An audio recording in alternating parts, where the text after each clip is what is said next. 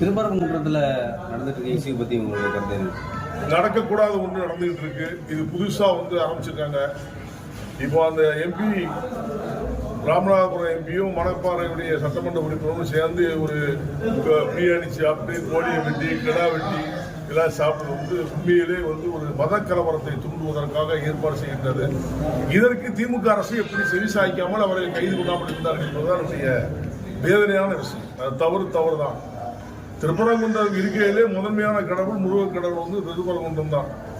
தேவ் சவுந்தரராஜன் பாட்டிலே சொல்லுவார், திருப்பரங்குன்றத்திலே நீ சிறுத்தாய் முருகா அப்படின்னு ஆரம்பிச்சு ஆறுபடை வீடை பற்றி அருமையாக படித்திருப்பார்கள். அப்பொழுது இந்த மாதிரி ஒரு சர்ச்சையோ மத கலவரம் உருவாக்கக்கூடிய நிலையோ யாரும் தூண்டியதும் இல்லை, ஏற்பாடு செய்ததும் இல்லை. வேணுக்குன்னே திருப்பரங்குன்றத்துக்கு படியில உட்காந்து பிரியாணி சாப்பிட்றதும் இது சாப்பிட சொன்னா இதே நான் திருப்பி கேட்கிறேன். அது அங்க தர்கா இருக்கிற இடத்துல யாராவது பண்ணி விட்டு சாப்பிட்டா இவங்க பொறுமை